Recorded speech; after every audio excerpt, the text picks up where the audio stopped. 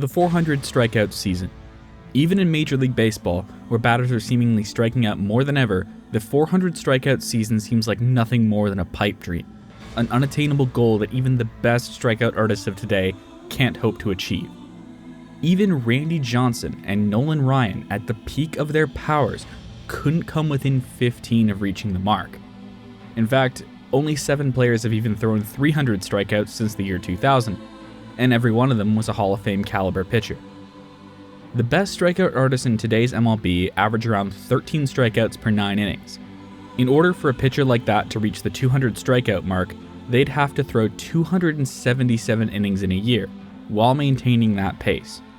No one's thrown that many innings, period, since Charlie Hough and Roger Clemens did it in 1987, neither of whom even struck out 300 batters that year. The last MLB players to strike out 400 batters in a season were Matt Kilroy and Toad Ramsey in 1886.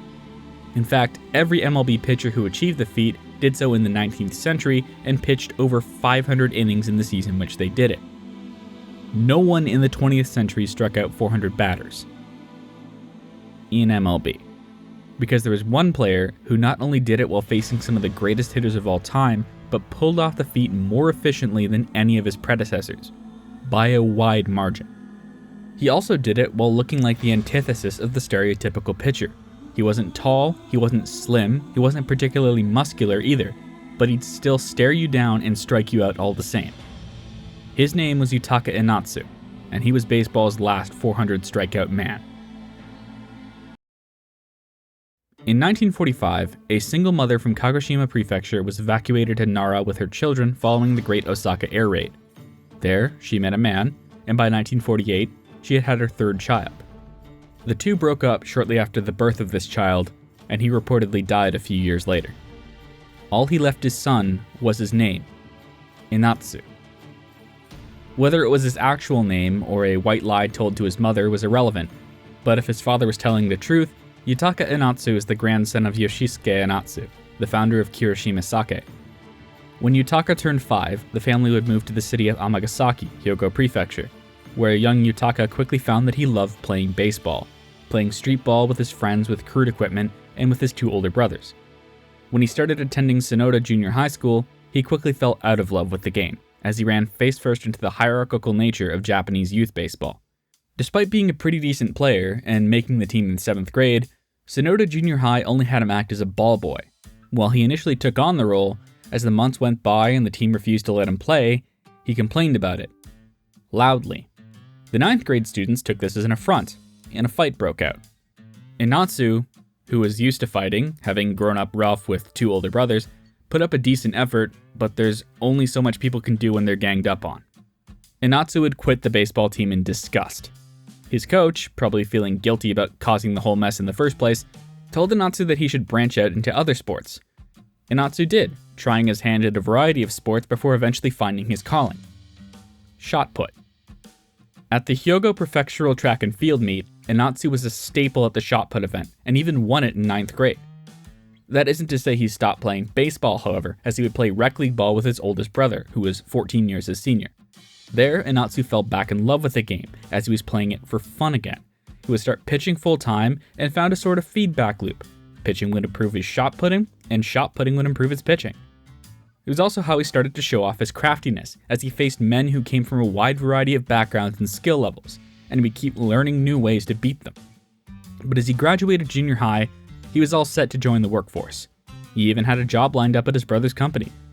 But his track and field coach intervened. He told Yutaka that he should not limit his options, and should at least get a high school diploma so he wouldn't be locked into menial work for the rest of his life.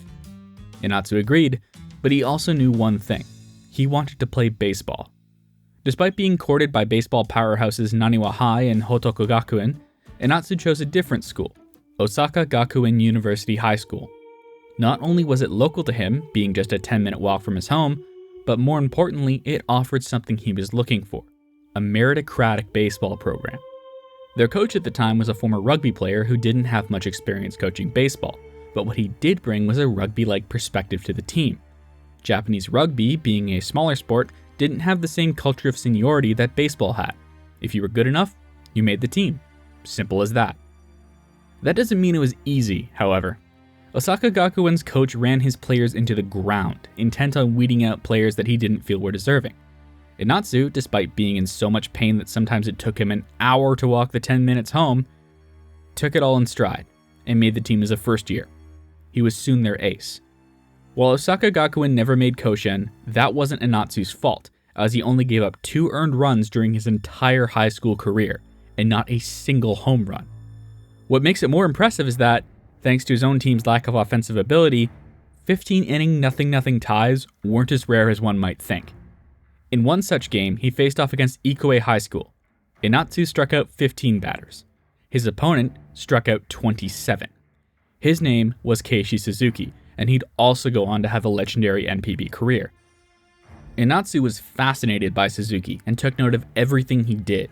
He even learned to throw Suzuki's signature hard curveball, and while he wasn't good at throwing it by any means, it was still a useful piece of his arsenal. Still, his bread and butter was his fastball. There are reports that it clocked 156 kilometers an hour, or 97 miles per hour. This is a 5'10" high school student. In his final year of high school, Enatsu would take Osaka Gakuin to the prefectural semifinals, where they lost a hard-fought game to Sakurazaka High. Enatsu would be approached by both Osaka Gakuin University and Tokai University to play baseball while continuing his studies. However, that did not stop him from being available in the 1966 NPB draft. He would be taken by 4 teams: the Hankyu Braves, the Hanshin Tigers, the Toei Flyers, and the Yomiuri Giants. The Tigers would win the lottery. That didn't stop Tokai University from trying to recruit him. Shigeyoshi Matsumae, the president and founder of Tokai University, personally traveled to Osaka to meet with him. That seemed to make up Enatsu's mind, so much so that when the Hanshin Tigers tried to open negotiations, Enatsu brushed them off. Hanshin kept upping their offer, but Enatsu kept dawdling, so the Tigers decided to appeal to Enatsu's emotional side. During one meeting, scout Naoyuki Sagawa feigned annoyance at Enatsu's negotiating tactics and blurted out something to the effect of, "You're not even that good. I don't know why we drafted you. I don't care if you sign or not."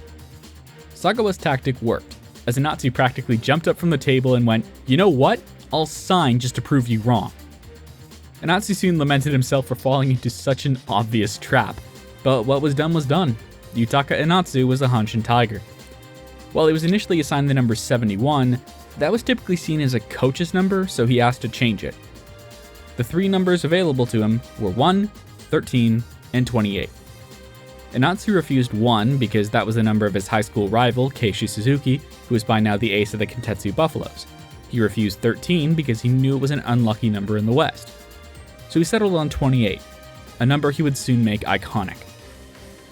As underhanded as his signing was, the Tigers were probably the best place for him.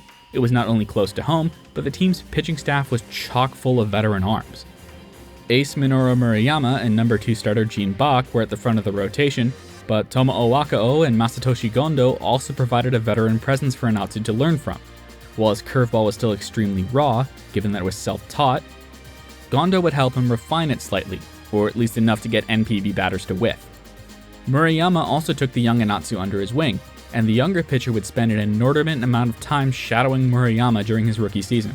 Enatsu's first taste of action would come on April 13th at Kawasaki Stadium against the Taiyo Whales. After Kazuharu Abe got shelved in the first inning, Enatsu stepped in and pitched 3 scoreless innings in relief, striking out 2 and walking 2. The Tigers would lose that game 5-0, but Enatsu impressed enough that he would be penciled in to start the next time the Tigers and Whales faced off on the 19th at Koshin Stadium. He got shelled.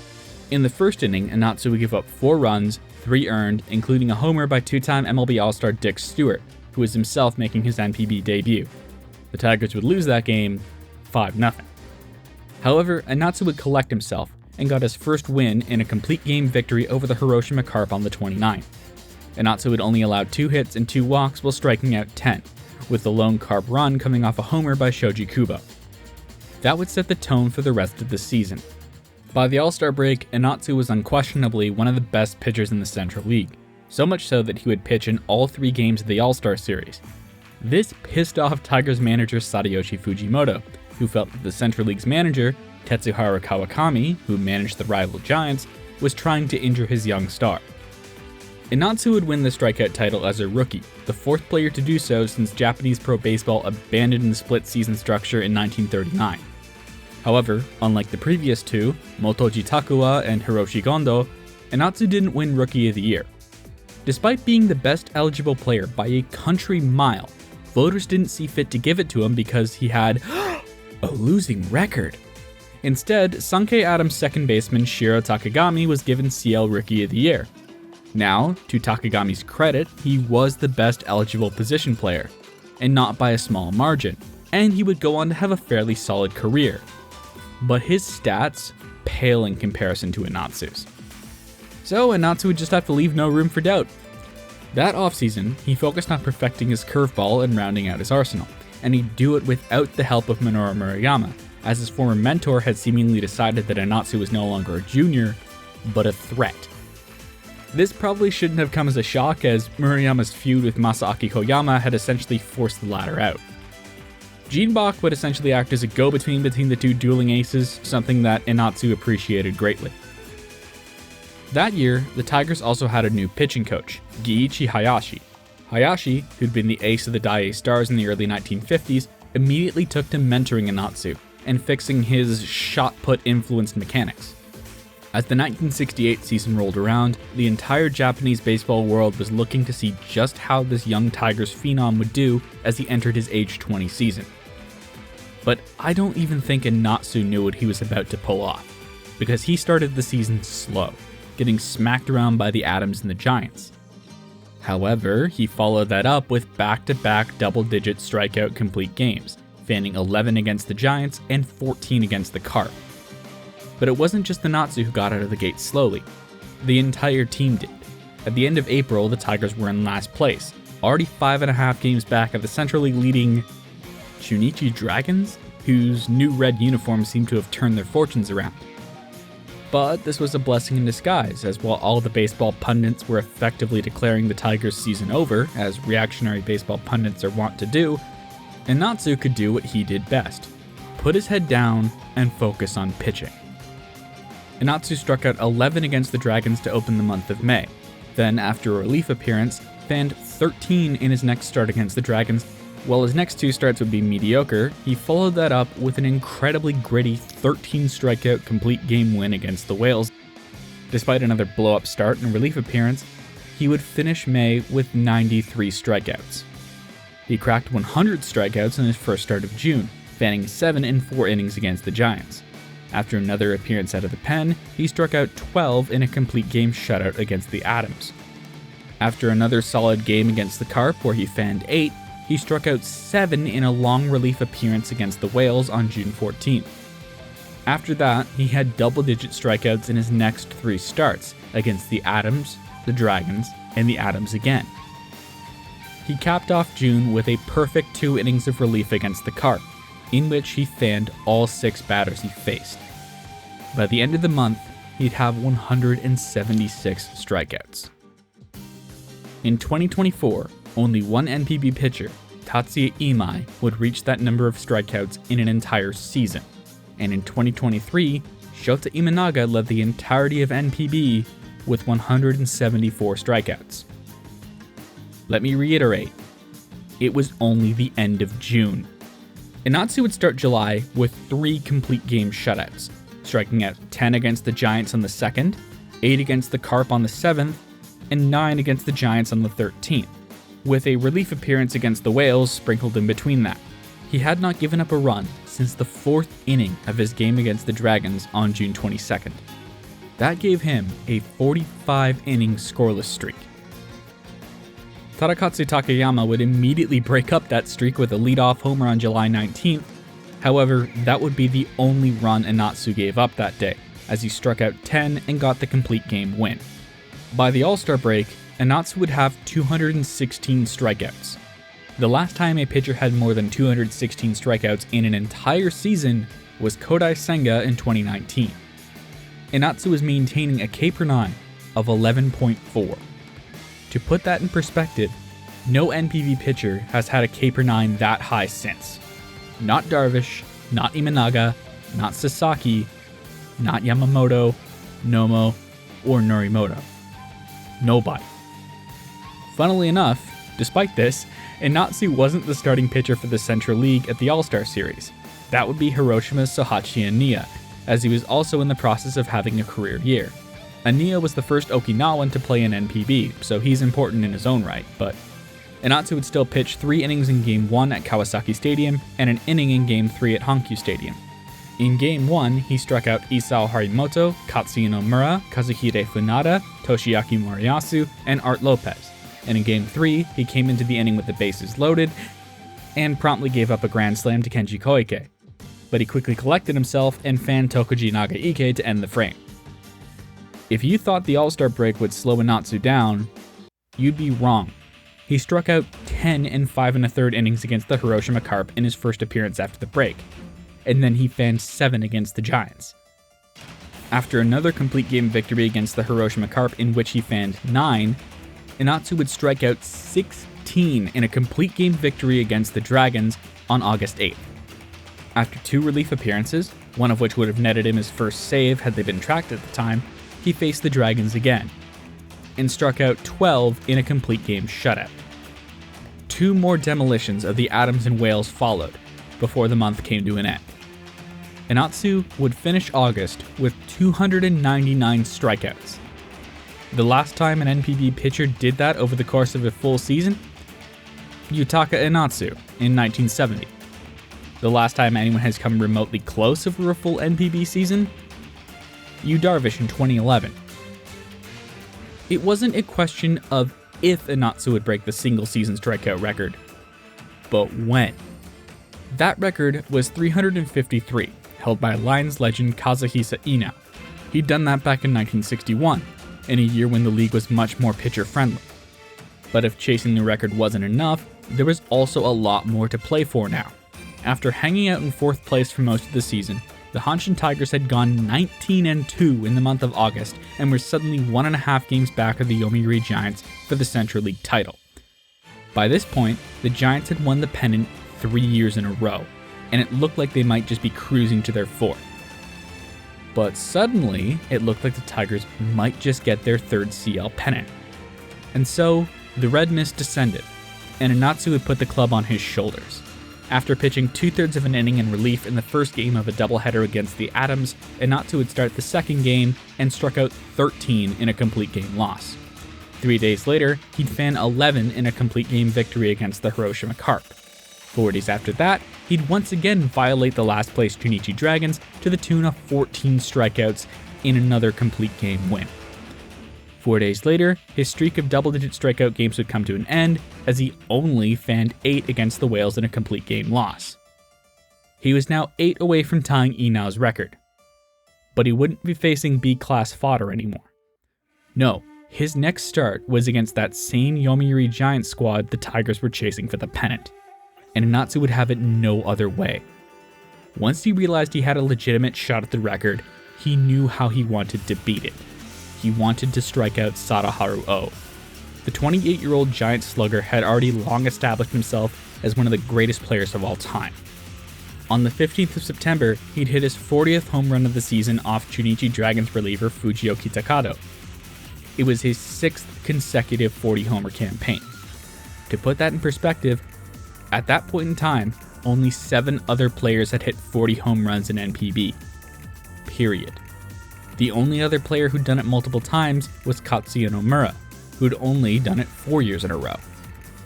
O was in the midst of a season where he would finish with a .223 WRC+, the 7th best offensive season in NPB history at the time, and still 14th all-time today.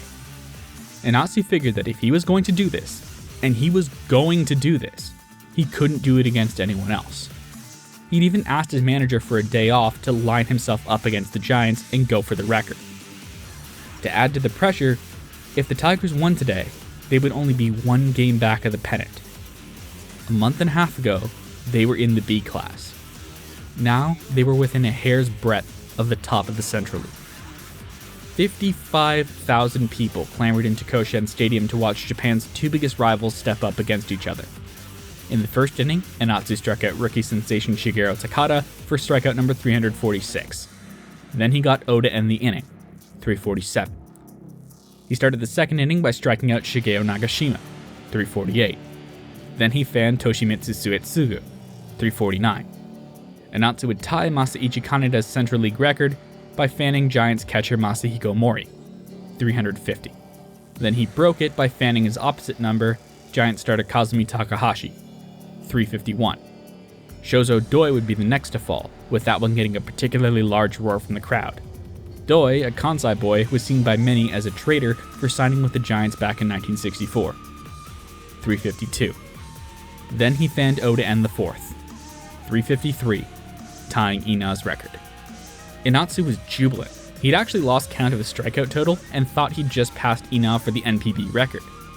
That was until he got back to the dugout and his catcher, Yasuhiko Tsuji, also known as Dumper, essentially went, "No dude, that's only 353. Enatsu now had a pickle. Sure, he could strike out Nagashima for the record, and in the process set it against the second best NPB player of all time. But no, he wanted to do it against the best. So what is a young Enatsu to do? How about deliberately avoid striking out every other batter to get another shot at O? That sounds absolutely insane, right? Like that could never work. Except it did.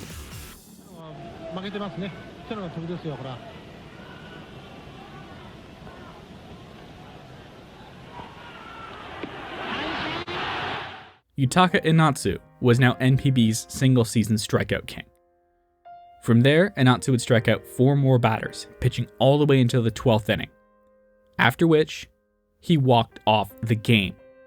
Tigers win 1-0. Side note, the day after this game, Gene Bach and Sadaharu O would kick off a legendary bench-clearing brawl that essentially ended Bach's career when he broke his thumb punching Giants hitting coach Hiroshi Arakawa. Fun times. Back to Enatsu though. At this point, the question on everybody's mind was, how much further could he go? Well, 2 days later, he threw a complete game shutout against the Giants, striking out 10. Rainouts would ensure that Enatsu wouldn't pitch for another 10 days, and while that was probably good for his arm, it wasn't good for his momentum, because when he once again faced the Giants on the 28th, he got shelled, giving up 7 runs in 4.2 innings while only striking out 3. How'd he respond? Well, throwing 9.2 innings the very next day. He'd also pick up the loss in that one, but he struck out 8. The Tigers were now 3 games back of the Giants entering October. The Tigers had 9 more games, the Giants had 15. It wasn't an impossible task, but it would sure be difficult, and Enatsu resolved to do his part. But it didn't go well. On October 5th, he only struck out 2 in 6 innings of work against the Carp. Seeing his chance at 400 strikeouts slipping away, and with the season now functionally over, Enatsu put his head down and struck out 12 batters in a complete game victory against the Dragons on October 8th, breaking Sandy Koufax's record for the most strikeouts in a season in the 20th century. But the mood was dampened by the news that the Giants had clinched the pennant that night with a win against the Hiroshima Carp. Enatsu was sitting at 393 strikeouts. And 2 days later, with nothing to play for, the Tigers elected to let Enatsu go for it. In the final game of the season, against the last place Dragons, Enatsu slogged through a complete game loss. But he struck out 8, making him the only pitcher since the 1880s to strike out 400 batters in a season. The closest anyone has gotten since was Nolan Ryan in 1973, with 383 strikeouts. Nolan Ryan's mid-70s run of dominance is something for an American baseball YouTuber to cover. But safe to say Shohei Ohtani isn't the only generational talent the Angels have completely wasted. While the knee-jerk reaction from MLB fans may be to dismiss this record because it was only NPB, Enatsu didn't give up a single run in 2 games against the St. Louis Cardinals during their postseason tour. That Cardinals team had come within a game of winning the World Series. Cards manager Red Schoendienst also called him one of the best pitchers he'd ever seen. And that man managed Bob Gibson. 1968 would also be the start of a 6-year stretch in which Enatsu was the best pitcher in NPB by F.WAR. Every year. For 6 years. No other pitcher has done it more than 4 times. Sadly, only one of those years would translate into a Sawamura. This one, 1968. And honestly, that's just the start of the stories with Enatsu. I haven't touched on how he got unfairly wrapped up in the Black Mist scandal, how he struck out 9 consecutive batters in an All-Star game, how he pitched the only extra inning no-hitter in NPB history and walked off that no-hitter with a solo home run, how injuries and a massive loss of velocity forced him to transition to become NPB's first superstar closer, how he pulled off the greatest Houdini act in baseball history to win the 1979 Japan Series, how he became the first player to win MVP in both of NPB's leagues, and how he nearly became the second Japanese MLBer. Those could all be videos for another time, but I've already written over 4,000 words on his origins and this season alone. Believe me, if I had a budget, this could be an entire TV miniseries. Still, at the end of the day, even if some titanium-armed wunderkid comes in and strikes out 400 batters in a season today, Enatsu will always have one thing. He is the only man to strike out 400 batters in the 20th century.